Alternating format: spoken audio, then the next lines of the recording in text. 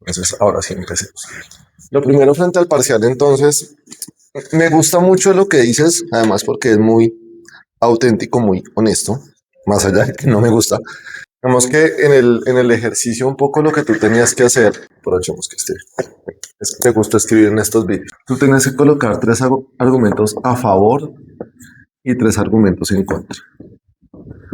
En este caso del matrimonio entre los Terian, pero puede ser el tema X. Es muy sencillo cuando tú planteas un argumento de algo en lo que tú crees. Si tú crees en algo, el cuento se vende solito. Entonces, si yo te digo que este marcador es rojo, pues para mí me queda muy fácil porque es visible que es rojo, está marcado, entonces te puedo decir la tapa, si yo lo abro y rayo es rojo, no te puedo dar muchos elementos para corroborar que marca en rojo. Pero si yo te digo que este marcador es verde, entonces a mí lo que me toca decir es que la percepción del color es un criterio subjetivo, que algunas personas no perciben el color de la misma manera como consecuencia de problemas de daltonismo, y me toca darle muchas vueltas para poder llegar a algo. Esto parece pendejo, pero te lo digo por cosas de la vida real. Yo solo asumo casos en los cuales estoy de acuerdo con lo que estoy defendiendo. Si a mí me dicen, caso de la vida real, no es de familia, pero caso de la vida real, un empresario gana muy buena plata, o sea, le están quedando anualmente 500 millones de pesos de utilidades, o sea, después de costos y gastos le quedan 500 millones al tipo, y nos dice a mi socio, a mí, venga, necesito que me ayude a modificar el reglamento interno de trabajo porque los trabajadores me están yendo mucho a citas médicas y eso me hace perder plata. Entonces necesito que lo modifique para que les prohíba ir a citas médicas o que tienen que ir en tal horario o que me tienen que reponer. Eso es en contra de la dignidad humana, de todos los derechos, no solamente laborales, sino también de una persona. Entonces, nosotros le dijimos qué pena, pero al contrario, la ley colombiana te dice esto, tienes un riesgo en esto y en esto. No es como, hay cierta confidencialidad entre la persona y el abogado, nosotros no podemos hacer ese tema de reporte ante el Ministerio de Trabajo, ante el Inspector del Trabajo, pero ganas no nos faltaron. No se puede. Y si, por ejemplo, cuando una contratando a alguien que lava dinero, contrata a los abogados y el abogado es súper correcto, él tampoco puede hacer nada, porque creo que es que los penalistas tienen esa ventaja. A la oficina del penalista llega cuánto delincuente existe. y ellos sí pueden hacer. Ellos tienen, en términos generales, un penalista también tiene esa confidencialidad frente a la información que maneja. Entonces pensemos, no sé, no soy penalista. En el caso del narcotraficante que tiene todo un esquema de lavado de activos y lo están investigando por un hurto simple, pues él le puede contar a su abogado todo, lo divino y lo humano.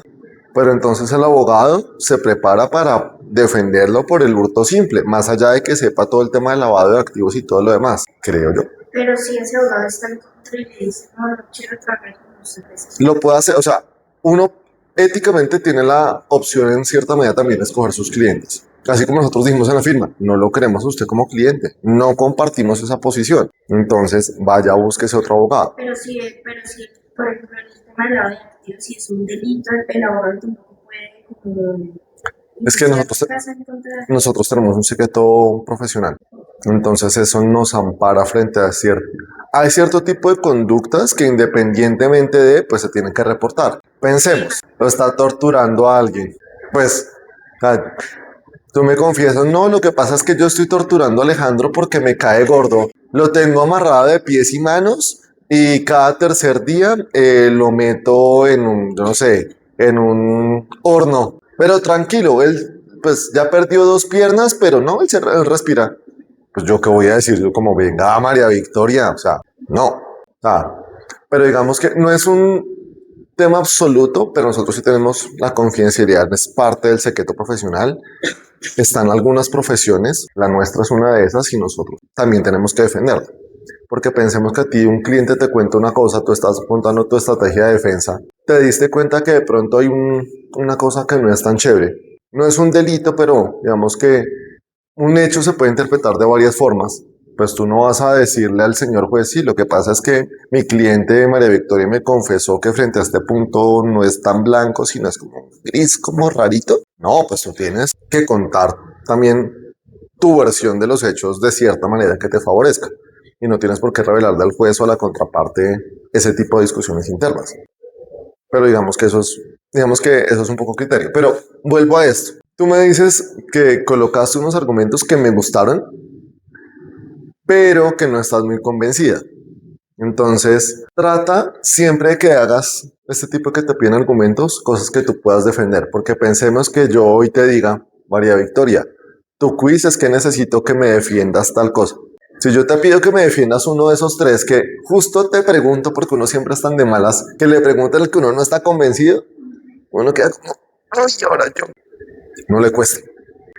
Entonces, trata siempre, yo sé que este es un tema que a veces, a ver, el tema de los TEDx ahorita está siendo muy controversial en lo que sea, pero sobre todo a ti en ejercicios académicos te va a tocar mucho defender tesis que de pronto no compartes. Profesionalmente uno ya se puede dar el lujo de decir, no. Hay cosas que, por ejemplo, no digamos que mi pasado oscuro, pero sí con algunas entidades en las que yo trabajaba, uno podía sostener la posición blanco o negro.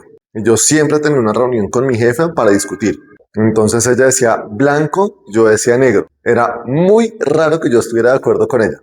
Era muy raro, siempre veíamos las cosas distinto, pero justamente siempre nos sentábamos a debatir porque los dos pensábamos tan distinto que si nos llegaban a buscar por blanco o por negro, teníamos preparado. Y no era orquestado, todo el mundo decía, ay, cómo les va bien trabajando, pero porque no veían que nosotros durábamos 3, 4 horas reunidos dándonos duro, no, usted no tiene razón por esto, ojo con esto, el riesgo es este, el riesgo es lo otro. Entonces, con ella, ¿qué me pasaba?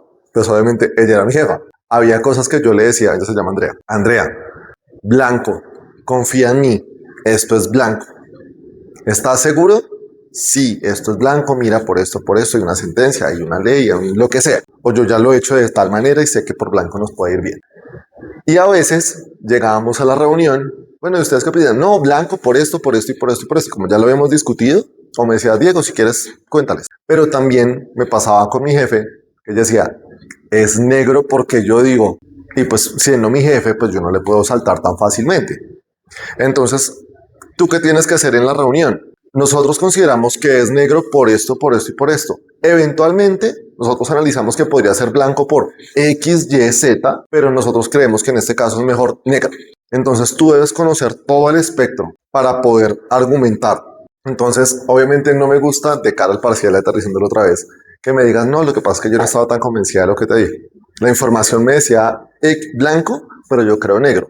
Digamos que afortunadamente en el trabajo no se notó que a ti te costó eso, pero digamos que, insisto, como más importante que yo te llene a ti de contenidos y que el código y que el artículo y que lo que sea, digamos que esta, digamos que oportunidad de dar en fortalecimiento para mí es un cambio de chip. Yo a ti no te voy a llenar de leyes, yo te he puesto una lectura y creo que si te pongo otras dos va a ser mucho. No, te he puesto dos lecturas. O sea, si te pongo otras dos es mucho, porque creo que aquí es más importante que tú te vayas con cosas muy aplicadas, cosa que cuando tú vuelvas a ver la asignatura tú digas, ah, claro, pero es que esto es tan. Esto es mucho más sencillo. Entonces, retomando, el parcial me gustó. Tengo dos observaciones. La primera es que era una infografía y una presentación en PowerPoint. Son conceptos distintos. Entonces, si era una infografía y me entregas una presentación en PowerPoint, pues no cumplieron los criterios objetivos de presentación. Piensa, cuando veas procesar, no vas a entender mejor. La ley te dice cuáles son los requisitos de la demanda. Entonces te dices que entre la identificación de las partes, los hechos los considera tan. Y a ti te faltó uno. Queda mal. Y dependiendo de la instancia, lo que hace el juez es inadmitirte la demanda para que tú subsanes. O si yo te dije, María Victoria, tú tienes que presentarme una infografía, me vuelves a mandar una presentación en PowerPoint, yo lo que hago es te la rechazo, que es el rechazo de la demanda. Entonces, eso depende un poco, pues digamos que de la instancia en la que estés en la vida real, digamos. Entonces, si hay unos criterios objetivos que te dicen es una infografía, pues trata de manejarlo de esa manera. Si yo te digo el día de mañana, necesito una tabla comparativa y tú me lo mandas como texto, por más que la información sea perfecta y sea correcta y sea todo, exactamente, no cumple el 100%. Entonces, mi primera observación es que era una infografía y no una presentación en PowerPoint. Y en parte quería una infografía por lo que vimos en una sesión del uso de herramientas de inteligencia artificial y tecnológicas. Quería ver cómo las aplicabas. Pero pues digamos que eso es un tema de forma y no de fondo. El fondo me gustó. La otra cosa que te castigué, obviamente por extemporaneidad. Lo hablé con la universidad. Creo que te van a jalar las orejas desde la universidad. Les dije, me está pasando esto. Yo en otro escenario le pongo cero y chao. Me dijeron, no, de pronto hagan un descuento en la nota. Y ya yo cuando yo hablé con la universidad, ya me habían mandado trabajo. Listo, ya efectivamente yo ya lo revisé, le hice un descuento en la nota y ya está la nota publicada porque son bastante intensos con ese tema. Entonces, para que sepas, te hice 2 descuentos. Tu nota objetiva era 4.5. Me gustaron los argumentos bien desarrollados. Tengo un temita de fondo que ya ahorita retomamos con eso, pero el principal descuento es extemporáneo. Fue 2 días después. Entonces, por eso. A la próxima, mándame a mí el correo a las 11:58 de la noche. Si me despiertas, culpa mía porque no puse el celular en modo dormir. No, no te preocupes por eso. Pero yo sí prefiero que en vez de programarlo, lo dejes enviado porque así no, pues uno se presenta para esto y como un domingo, María Victoria, qué pena, yo sé que es domingo, pero es que no tengo tu trabajo. Y el lunes lo mismo. Y tú me dices, no, es que yo llego a mi casa y termino. Y yo, listo. Y llega el domingo, se vence el domingo. Yo estuve pendiente el domingo. Y el lunes, nada. Pues por eso fue que... Y creo que te diste cuenta que el mensaje ya no fue como, por favor me lo mandas. No, necesito que me lo mandes y el soporte de captura. O sea, ya el tono tiene que cambiar también. Entonces, ten cuidado con eso y ya. Pero retomando, tú dentro de las cosas que me dijiste, uno de los argumentos que diste fue el principio de igualdad y no discriminación. O sea, me interesa esto. ¿Por qué principio? Quiero saber si tú tienes claro qué es un principio y por qué hablamos de la diferencia entre principio y derecho. Si no sabes, cero lío, no me afana. Pero sí es una diferencia muy importante. Entonces prefiero que me cuentes. Pues, digamos que el derecho, o sea, el derecho de igualdad suena diferente al principio de igualdad, porque el derecho, como, o sea, igual lo recibe todo el mundo, pero no recibe nada. Sí. Pero yo puse el principio porque yo ahí seguía pensando que obviamente yo estaba en contra de eso, entonces bueno, voy a poner Bueno, jurídicamente, ¿qué es un derecho y qué es un principio? Este término de principio legalmente tiene una definición y obviamente el concepto de derecho también. Pues tú ya lo has hablado 20 veces, es un derecho subjetivo, que es una facultad que tiene una persona, bla, bla, bla, bla, bla, listo. ¿Cuál es la diferencia conceptualmente hablando entre un principio y un derecho?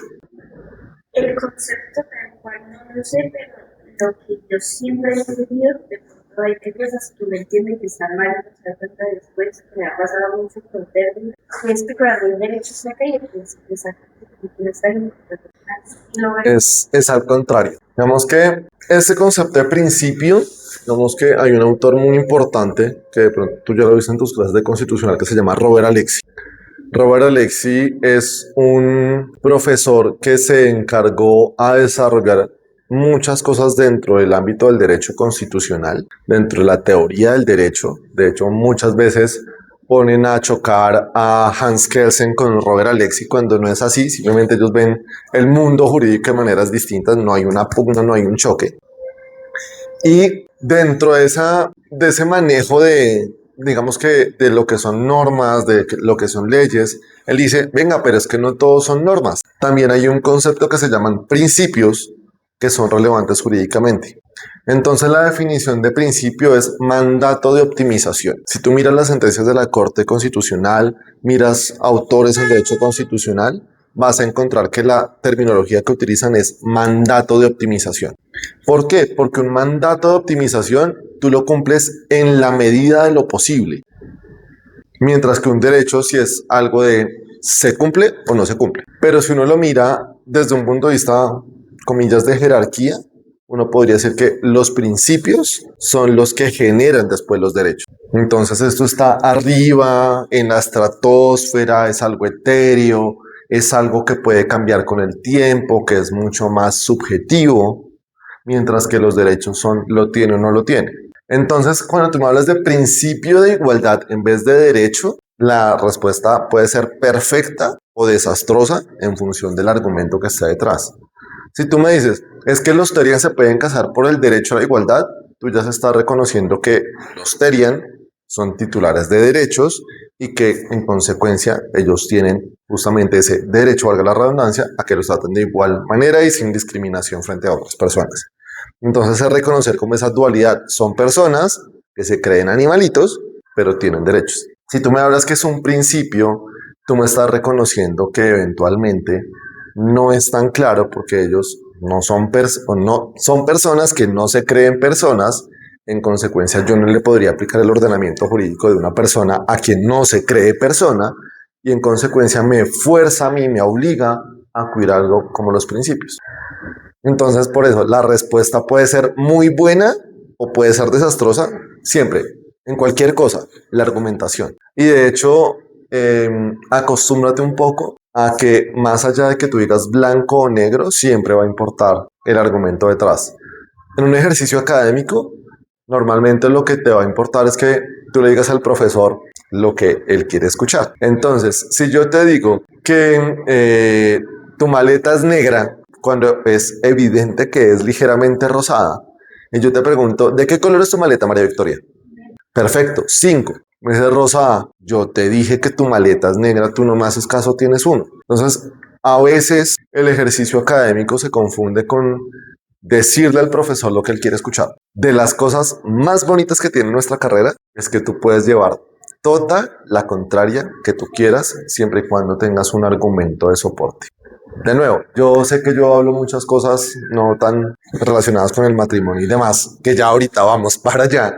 Te comparto una experiencia mía. Hay un profesor, ya no está dando clase, pero digamos que él fue inclusive conciliario, que tú sabes que es como nuestra junta directiva, que es el doctor Mauricio Plazas Vega. Tiene libros, es digamos que una persona muy reconocida en el ámbito de la hacienda pública, de derecho tributario. Tiene unos libros de ideas políticas que a mí que me gusta el tema me parecen muy chéveres. Yo vi con él la clase de hacienda pública y lo vi con una amiga, que hecho justamente me encontré con ella la semana pasada. Ella no había estudiado para un parcial. Entonces me dijo, ay, tú me puedes ayudar, es que me falta un temita, dame 5 minutos. Yo dije, listo, no te preocupes, yo le voy a hacer una pregunta al doctor Plazas que yo sé que te da por lo menos 10 minutos. Y era una pregunta genuina. Yo no me acuerdo exactamente qué le pregunté, pero yo le dije, doctor Plazas, y tal cosa. Fueron 2 horas del doctor Plazas regañándome. No hubo clase del tema que teníamos que ver, sino fue dele y dele y dele y dele y dele y dele. Y yo por dentro perdí la beca. ¿Ahora qué voy a hacer con mi vida? Me pongo a vender minutos a celular. Vendo chicles aquí enfrente. ¿Qué voy a hacer con mi existencia? Y fueron 2 horas dándole. Hasta incluso en un momento yo ahorita ya como que, ¿qué pasó acá? Entonces fueron 2 horas. Se acabó la clase. Probablemente tú tienes perfectamente claro cómo son los salones de Casure en hora pico. Era clase de 7 a 9. Entonces llegar a las 9 al segundo piso donde está Loma, tú te demoras 10 minutos de la cantidad de gente que hay. Entonces se acabó la clase. Él estaba sentado en su puesto. Ese es el salón 415 de Casure, todavía me acuerdo cuál es. Entonces se acabó la clase y yo pues, cojo mis cositas y corra. Cuando me dice, señor David, un momento, yo soy Diego, yo sé que es conmigo, pero yo no soy David, entonces yo, no, él se llama Diego Luna. Doctor Luna, ¿puede venir un momento? Y yo, Dios mío, ¿qué pasó acá? Me tiré la materia, me va a matar. Se fue del 4º piso de Casure en hora pico hasta Loma. O sea, fueron 10 minutos, dele, y regáñeme, y regáñeme, y regáñeme, y regáñeme. Durísimo. Él pensó que le había faltado respeto. Y yo, no, doctor Plazas, era una pregunta, yo tenía una duda, y genuinamente era una duda. De pronto la formulé mal. No sé, esa parte, o sea, es difuso porque yo en serio cuando me empezó a dar tan duro, yo dije, Dios mío, la beca, todo. O sea, yo no estaba tan concentrado en lo que él me decía y no me acuerdo qué pregunté. Lo que te quiero decir, con esto termino, casi termino el cuento, es llegamos al segundo piso. Y cuando llegamos al segundo piso como tal, hoy en día hay unos televisores ahí, están como unos sofás y demás. Me dijo, se nota que usted tiene buenas ideas, pero le falta experiencia. Desarrolle sus argumentos mejor, siga así, nunca cambie, me dio un abrazo como si fuera mi papá. Desde ahí, todas las siguientes clases, el doctor Plazas me hacía una pregunta. Doctor Luna, ¿usted qué opina de tal cosa? Tal, tal, tal, tal. Sí, sí, sí. Listo. Siempre va a ser una pregunta. Y en muchas ocasiones es, doctor Luna, ¿usted qué opina de esto? Tal. Pero si usted quisiera pensar distinto, no sé, una posición diferente como la suya, normalmente, doctor Luna, ¿usted qué piensa? No, pues que yo creo esto. Usted puede hacer un esfuerzo, doctor Luna. ¿Usted qué podría decir? Entonces me forzaba a mí a argumentar lo que te digo, blanco-negro. Si él pensaba blanco, negro. Entonces para mí esa clase se volvió muy retadora porque me tocaba estar clavadísimo, pero también me permitió ese sentido crítico de cómo argumentar con respeto la posición B. De hecho, me terminó yendo bien, dejé la materia como en 4.7, algo así, o sea, no me fue mal. No, no tomo represalias conmigo, afortunadamente. De hecho, muchas de las cositas que yo hago en clase, parte son de las cosas que yo aprendí con el doctor Plazas cuando él me dictó la clase a mí. Digamos que el respeto que yo tengo por el doctor Plazas y el cariño obviamente es muy grande porque él perfectamente me pudo haber rajado, vuelto nada, y al contrario, él se comportó como un lord inglés y me dijo, mejore la forma como presenta sus argumentos, pero siga así. Entonces, un poco la invitación es a eso, a que seas crítica. Que yo te digo, el artículo 138, Diego, es que no es el 138, yo vi es el 140 y tú estás... Cuando yo dictaba antes en pregrado, yo tuve una estudiante así, que después la convertí en mi monitora porque no la podía dejar perder, Nicole. Ella dejó la materia en 5, fue la única estudiante que me dejó la materia en 5 después de 5 años que yo dicté. Fue la única. Y ella en clase me decía, Diego, yo no estoy de acuerdo por esto, por esto y por esto y por esto. Obviamente había cosas que de pronto no, pues, era una materia de segundo semestre, no tenía tan desarrollada la idea de yo sí podía decir, no, esto es más por esto, por esto y por esto. Pero era una persona completamente contestataria que decía, no estoy de acuerdo y argumentaba. Una vieja brillante. Y creo que uno valora más eso, no solamente en la academia, sino también en el mundo profesional, que tú sepas decir que no con un argumento. Tú te vas a dar cuenta más adelante, cuando ya estés ejerciendo, que nosotros los abogados nos tienen como el no. Entonces uno es el que se tira el proyecto, uno es el que no puede celebrar el contrato, uno es el que no se puede casar, el que no puede hacer capitulaciones de esa forma, porque no, todo está mal porque el abogado dijo. Uno, uno sí es un freno, porque la gente anda como caballito desbocado y quiere hacer lo que se le dé la gana y no, hay un límite que se llama la ley, normas de orden pública, ya lo hemos hablado. Entonces, pues, uno a veces sí tiene que decir que no. Pero si tú sabes decir no por X, Y, Z y presentas buenos argumentos, en vez de que te vean como una resistencia, te van a ver como un aliado. Y algo que yo le digo a mis clientes, y es, el abogado no tiene que ser el que frena los proyectos, sino si usted le cuenta la verdad, toda la verdad, ni nada más que la verdad, él puede ser un actor relevante para ayudarlo a sacar el contrato adelante, el proyecto adelante, lo que sea adelante. Entonces, no te dé miedo a argumentar independientemente frente a lo que tú creas, porque cuando tú argumentas algo que tú crees, es más fácil hacerlo. Me ha pasado también en contestaciones de, yo te conté un caso, pero en otros de contestaciones de demanda de este argumento a mí no me convence, lo voy a soltar porque de pronto, pero uno se da cuenta que en los escritos, el argumento que uno realmente lo cree, uno lo desarrolla 5 páginas, 20 sentencias, el libro, y el que uno no está tan convencido son, y señor juez, 3 líneas. Entonces, obviamente esto es un ejercicio académico, aquí digamos que estamos en un ambiente seguro, pero no te dé miedo argumentar lo que tú realmente piensas. O sea, no tienes que decirme a mí lo que tú crees que yo estoy pensando, por lo menos conmigo, llévame toda la contraria del caso. Me gusta que me lleven la contraria, porque eso también me exige a mí. Entonces, eso frente al parcial, bla, bla, bla, bla, bla. ¿Dudas, preguntas, inquietudes hasta acá? No, listo. Entonces, por fin hablemos del contrato matrimonial. Las sesiones que se vienen, esta, la otra y probablemente la siguiente, vamos a hablar del contrato matrimonial. Pero primero vamos a entender, tenemos que mirar justamente algo que yo ya te he mencionado, y es que la Constitución Política Colombiana y el derecho constitucional ha tenido una influencia muy fuerte en el derecho de familia. Entonces, antes de 1991, quien establecía qué era la familia, las condiciones, si se podía casar o no, si se reconocía al hijo, si ese hijo tenía los mismos derechos o no, era el Código Civil. Sí, pero digamos que de un punto.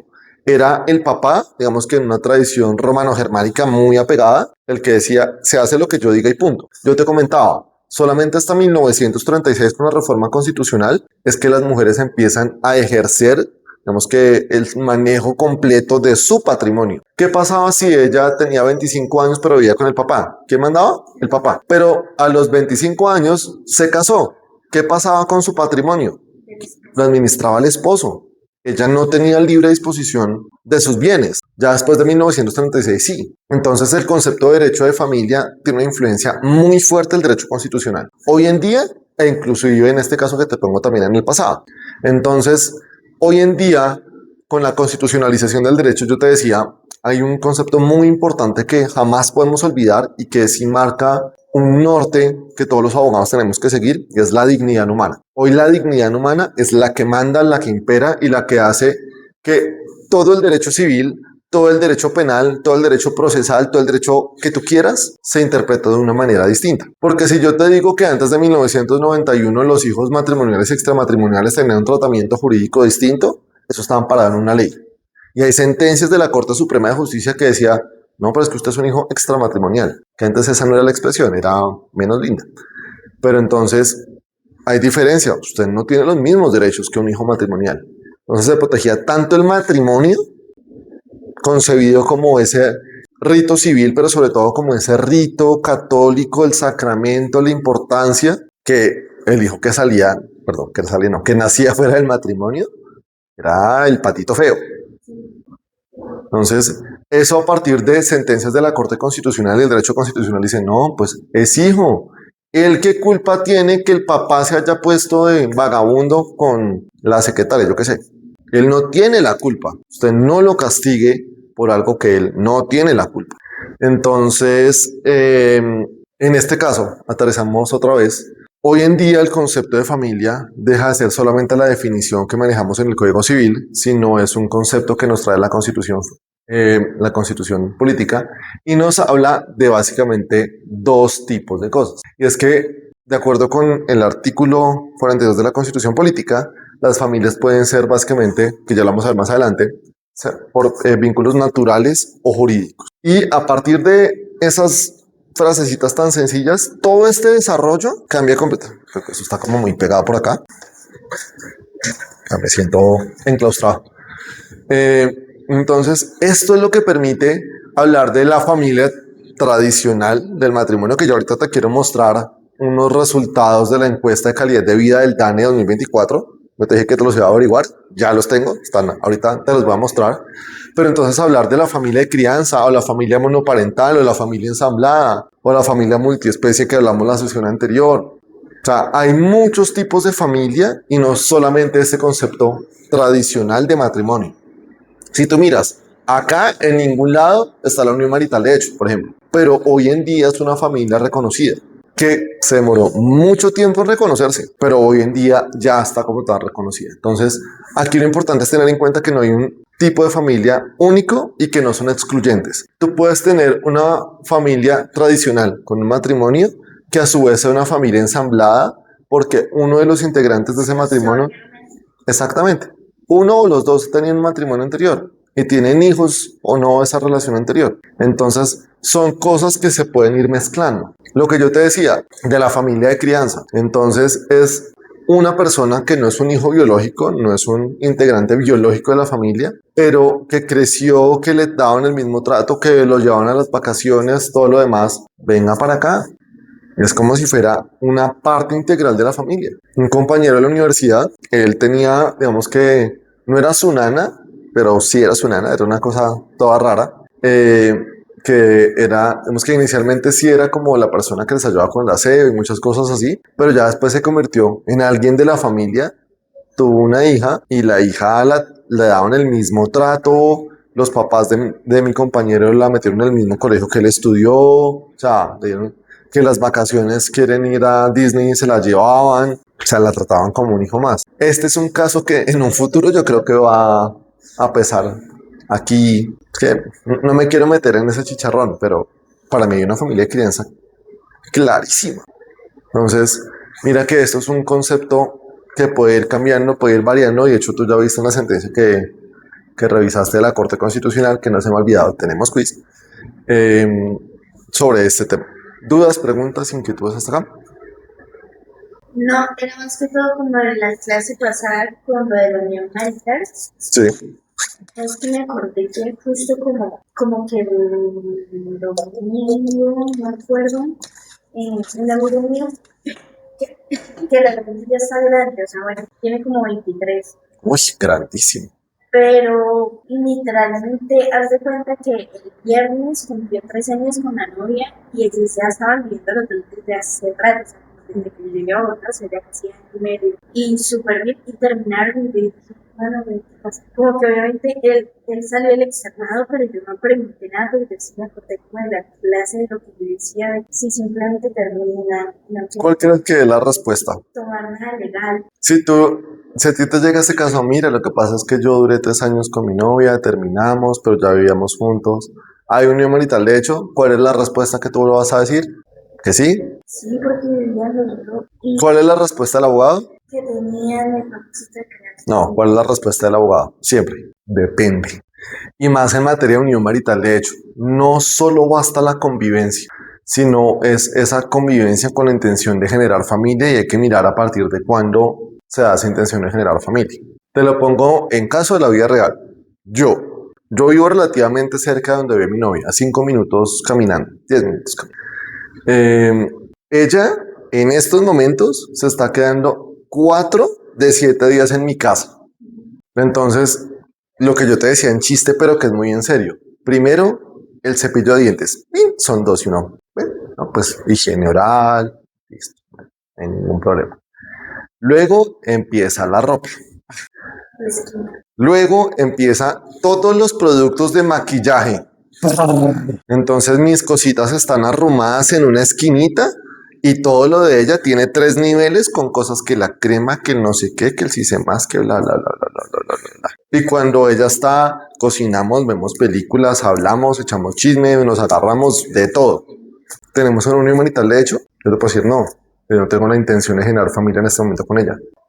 O sea, puede que yo conviva con ella y que tenga un proyecto a futuro con ella, pero yo en este momento no estoy generando familia.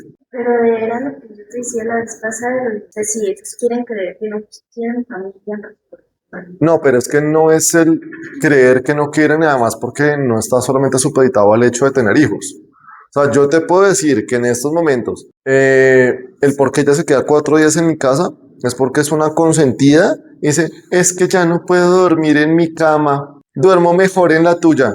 No, pues quédese a dormir. Cuando yo prefiero por ahora todavía tener mi espacio, o sea, a mí me gusta jugar play con mis amiguitos, tengo 36 años y me gusta jugar play con mis amiguitos. Si ella está, yo cómo hago porque ella se acuesta a dormir a las 9 de la noche y todos a las 9 nos desocupamos. Entonces, ¿yo qué hago? Nada. O sea, yo ahora que estoy viendo, bueno, no estoy viendo afortunadamente. No, no, jamás, no lo permitiría. Pero no vi las coreanas. O le gusta ver algunas series que entonces que la reina del flow, porque ella se la veía cuando era niña y no sé qué, yo, Dios mío, pues ella está con la reina del flow y yo estoy con los audífonos trabajando. Me preguntan, ay, mira, mira, mira, y yo, ay, sí, sí, sí, amor, no, sí. Entonces yo te puedo decir, o sea, en estos momentos ella se está quedando 4 de 7 días en mi casa porque es una consentida. Y te colonizó el baño. Obviamente, fue las primeras cosas que hizo. Entonces a mí me gusta cocinar, entonces, ay amor, tú me puedes hacer tal cosa. Y yo, sí, claro, chan, chan, chan, chan. Entonces yo le preparo el almuerzo para irse a trabajar. Ahora, eso implica que en estos momentos en una unión marital, de hecho, yo puedo decir, no, desde mi perspectiva, no. Y ahí sí un poco pesa lo que yo considero. Obviamente hay unas cosas que uno puede decir objetivamente, pues sí conviven juntos y lo que sea, pero yo puedo decir, no, venga, o sea, esto es más un tema circunstancial que cualquier otra cosa. O sea, yo llevo con ella año y punta. La semana pasada fuimos a hacer mercado, es la primera vez que ella me da por el mercado. Normalmente pues yo compro. O sea, yo ya sé, compro para dos y lo que sea, y para pero el que paga soy yo. No, pues yo te ayudo esta vez. Bueno, pues no me cae mal. Pero entonces entra en el reino de la subjetividad completa. Entra en el reino del depende, pero con toda. Pero ya me está abriendo el pie.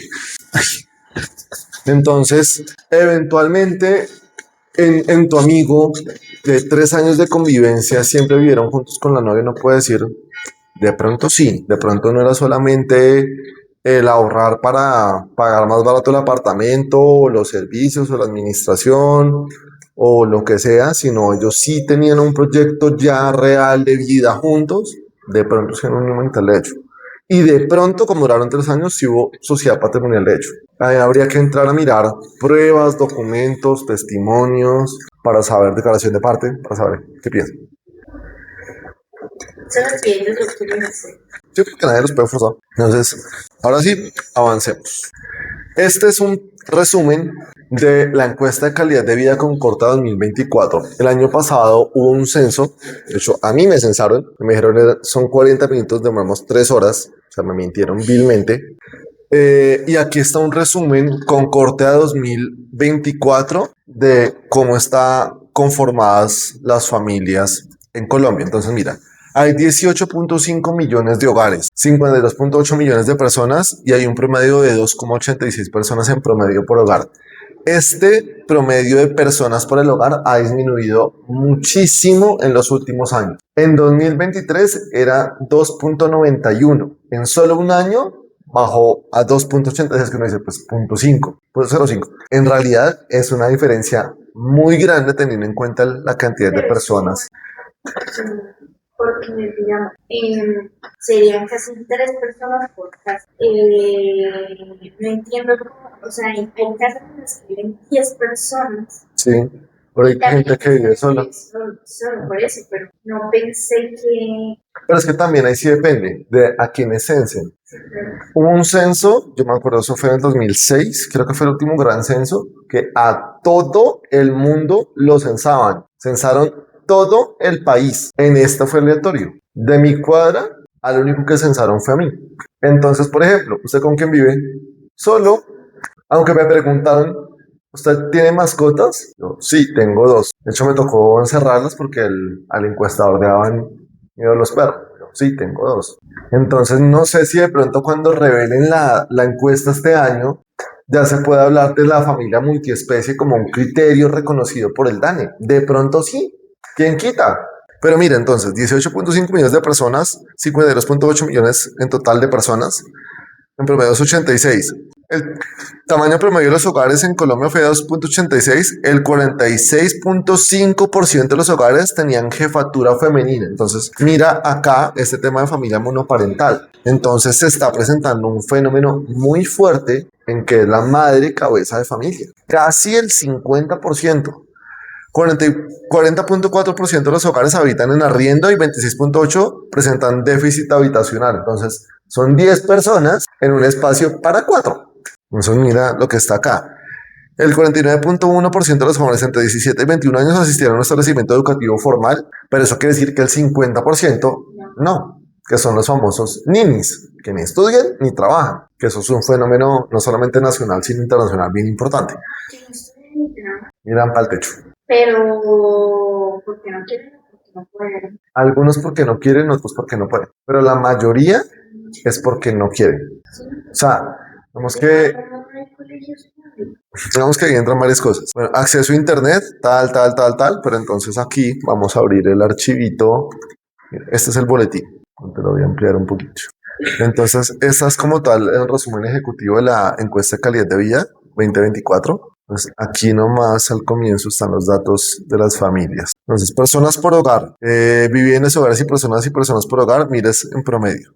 Entonces, mira, en centros, vemos que en la ruralidad son 2.99 personas versus en ciudades 2.82. Entonces se ve un fenómeno claro que obviamente en las ciudades son menos los integrantes de una familia que en las familias rurales, que uno sí ve eso, que en el campo tienen la tendencia a tener más hijos. Entonces aquí está un comparativo, mira, interesante, de el cambio de personas por hogar en promedio. 2019 el promedio era 3.1, 308, 3, 295, 290, 286. Entonces mira que en menos de 5 años la diferencia es en 0.3. Y la tendencia sigue siendo la baja. De hecho, el año pasado creo que es el primer año en Colombia que hubo más defunciones que nacimientos. Entonces hay unos temas que ya se están revisando. Personas por hogar, mira, aquí ya lo hacen por departamento. Entonces el departamento donde tienen más hijos es en el Baupés y en el Atlántico, versus en el Putumayo, Arauca, Cauca, Bogotá, que mira, inclusive Bogotá tiene un promedio de 2.6, está muy por debajo del promedio nacional. ¿Dónde está Norte de Santander? A ver, Norte de Santander, mira, 3.18. Tu familia es la de las que sube, que son 4 hijos, los papás ahí van 6. Entonces mira que ustedes son los que suben ese promedio versus, por ejemplo, yo, que yo estoy solo. Tipología de los hogares. Mira esto tan interesante. Biparental, monoparental, unipersonal, otros. Entonces, Personalmente que ya está grande, que es ¿cómo? unipersonal.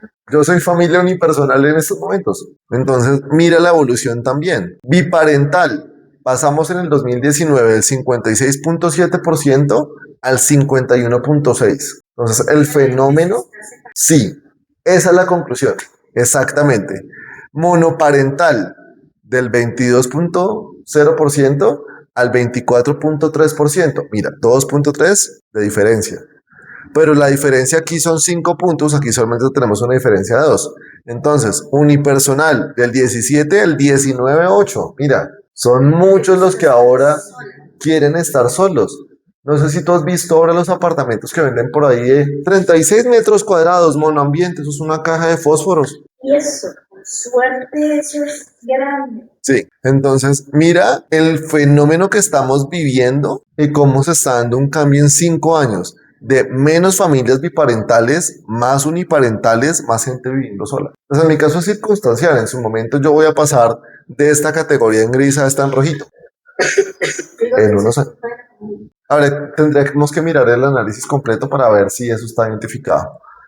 Hogares bien parentales frente al total de hogares por departamento. Entonces, mira, en el Baupés que te acuerdas que era el que tenía más hijos, mira, es donde tiene mayor presencia de lejos con la presencia de los dos padres, 67.5%. O sea, que está la familia completa. Sí, padres e hijos. Versus Putumayo, que es la que menos tiene. Y mira que son también los que eran la menor cantidad de hijos en la tabla anterior. Bogotá otra vez está casi que al final. El 49% son familias biparentales nada más. Entonces mira que la diferencia es bien grande. Jefatura femenina, lo que yo te decía en las familias monoparentales con madres cabeza de familia. Pasamos en un promedio nacional en el 2019 del 38.4% al 46.5%, creció 8 puntos porcentuales. Eso es un mundo de gente. Entonces mira cómo se está dando ese cambio y mira el fenómeno tan interesante en las ciudades o cabeceras. Pasó del 41 al 49, también un 8% de diferencia. E incluso en centros poblados y ruralidad, los pueblitos, pasó del 28.3 al 37.7. Mira que en todos hay un promedio de crecimiento del 8%. Entonces las mujeres están criando solas a sus hijos. Y hay que mirar eso, qué impactos va a tener más adelante. Desde el punto de vista de derecho de familia, desde el punto de vista del derecho de sucesiones, también desde el punto de vista de seguridad social, de enfermedades, temas psicológicos, todo eso importa. Bueno, hogares con jefatura femenina. El sitio donde hay más presencia de madres cabeza de familia, La Guajira con el 51, y mira, el Baupés 19.8. Mira que el Baupés es donde hay más hijos, donde hay más presencia biparental y donde hay menos presencia de familias, donde la mujer es la cabeza de familia. Entonces mira que comillas, el ejemplo de familia tradicional más claro que tenemos hoy en día es el Baupés. Aquí miremos dónde está Bogotá. Mira, Bogotá también tiene el 48% de presencia de madres cabeza de familia. Hogares sin presencia de cónyuge del sexo del jefe.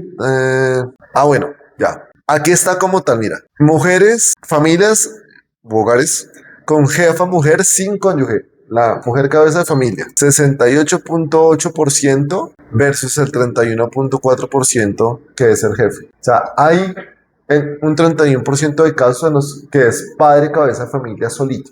Mira esto. Este es el promedio nacional, ciudades principales, ruralidad. Bueno, estos ya son temas de vivienda, tan. Y un largo listado de cosas, porque estos son, mira, el boletín, que es el resumen ejecutivo, son 28 páginas que obviamente no las vamos a mirar todas. Pero mira que la integración de la familia, que si es lo que nos interesa, ha cambiado un montón en los últimos 5 años. Entonces, algo que parece tan tonto tiene una importancia muy grande. Porque yo te dije, el derecho no es proactivo, es reactivo en términos generales. Entonces, ¿cómo va a reaccionar el derecho a que cada vez haya más mujeres cabezas de familia, haya más familias unipersonales, los efectos económicos que eso trae en salud pública, eso cómo incide? Aquí no están discriminando entre matrimonio, unión marital de hecho, pero sería importante saber cuántas personas siguen casadas y cuántas en unión marital de hecho. Pero yo sí te puedo decir algo, eso sí tengo el dato más o menos fresco. La cantidad de divorcios durante pandemia y post pandemia, muchísimo. El crecimiento fue brutal. La mayor cantidad de divorcios que yo he manejado en mi vida fue en pandemia o post pandemia. Que ya llegó un punto en el que yo dije, ay, ya nomás me aburrí.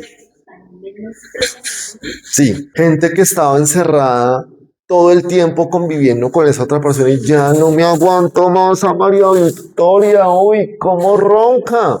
No es capaz de lavar los platos, yo qué sé, lo que tú quieras. Pero y todo virtual, me imagino, todo súper virtual y se separaban y para seguían y todo estaba como No, pues digamos que no fue en la etapa más cruda de la pandemia, ya cuando había ciertos chances de movilidad y todo lo demás, por lo menos en mi caso. como 2022. Finales del 20, 21 y 22, sí. Entonces, O sea, no me gustó, pero pues no la. es un concepto relativo. No, depende obviamente de quién le preguntes. Y ahora otra vez volvemos al contenido jurídico. Entonces, volvemos al punto. Espérate, ¿qué hora son?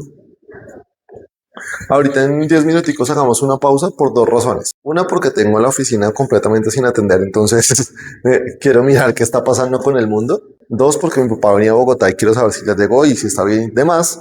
Y tres, porque ya también me duele la garganta. Entonces, dos formas de generar familia que son, de acuerdo con la Constitución, que es un resumen.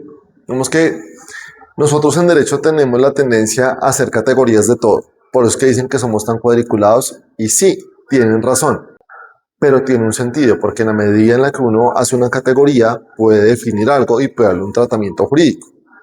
Si hay algo que tú no tienes claro, como los terian, venga, ¿será que los trato como personas o no los trato como personas y en consecuencia le aplico derechos o le aplico principios o qué voy a hacer? En su momento esas discusiones en materia de familia se daban frente a la orientación sexual o la identidad de género.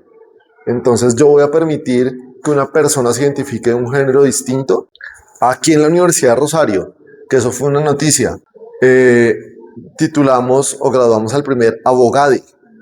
Yo lo conozco, he hablado con él, le he hecho preguntas frente a temas de transexualismo porque pues obviamente él lo vive, él se ha ganado tutelas, él digamos que está también metido en ese ecosistema desde el punto de vista de su ejercicio profesional. Yo no tenía ni idea, bueno, no ni idea, pero sí, digamos que venga, necesito que me ayudes, tú cómo lo ves, cómo lo percibes. Entonces, ese es un tema que es muy controversial.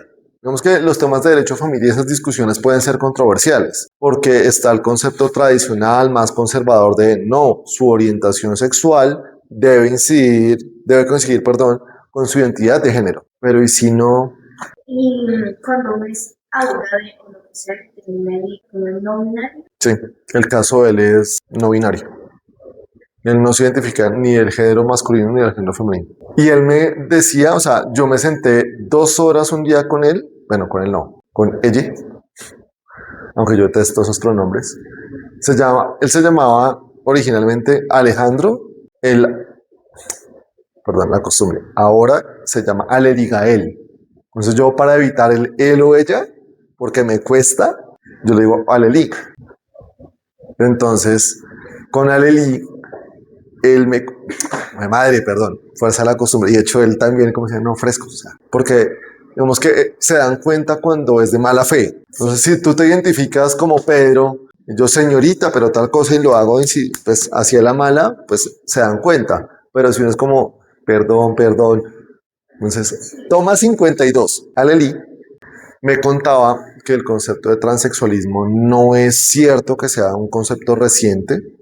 Las culturas mesoamericanas reconocían eso y no solamente en el transexualismo puro, de identificarse del género distinto, sino también en la no binariedad. Inclusive me contaba que hay antecedentes en Grecia de lo mismo, de personas no binarias. No me consta, no he llegado allá, o sea, yo sí he tenido contacto con personas trans por temas académicos. Venga, yo quiero entenderlos a ustedes. Entonces yo en su momento intenté llevar a una persona en la comunidad LGTBIQ a clase, pero al final no se pudo y pues cosas. Pero son personas que si uno lo sabe abordar, obviamente todo en el marco de respeto, son muy abiertas y le explican de muy buena gana. Vamos que en cierta medida yo creo que el choque con las personas trans no es porque tú te identifiques de género masculino o yo me identifique de género femenino, sino que está asociado más al tema de orientación sexual. Entonces, de como un hombre se identifica como mujer y entonces actúa como una mujer y su orientación sexual entonces es la de un gay. Yo creo que el tabú va más por ahí. Sí, total. Porque si es una persona, pensemos, no sé si tú tienes amigos gay. ¿Y qué? O sea, ya hoy en día eso es algo normal y no pasa nada. Pero en el momento en el que tu amigo gay de pronto se empiece a poner más maquillaje, labial, tacones, andar con bolso, no dicen, venga, de pronto ya no te quiero tanto como amigo. Porque se hace una confusión de nuevo entre la identidad sexual y identidad de género que no tendría en estricto sentido por qué ser así. Entonces, En el marco legal, porque es que en el consejo de juvenil de Trujillo hay una niña que se llama Su o Zoe, la verdad no. Ella dice que su uso está bien. Bueno, ella o él, no sé. Pero yo no sé, por ejemplo, qué se le aplica, que no, o sea, si no se considera ni hombre ni mujer, entonces, por ejemplo, el jueves pasado tuvimos de visita con la Secretaría de la Mujer y el comité, la selectora de esa comisión solamente podrían ser mujeres. sí. Pero entonces es como, ahí ella puede o no puede, porque ella quería. Pues si ella se identifica, Bueno, no, digamos que un poco el tema de los pronombres es de la forma en la que se da la identificación. Entonces pensemos que es transexualismo, comillas, simple. Si yo me identifico como mujer, mi pronombre es femenino. no, Pero en el... Bueno, ella se llama Zoe, porque ella es de hombre y mujer. Pero sí, es que hay varias cosas. Espérate, porque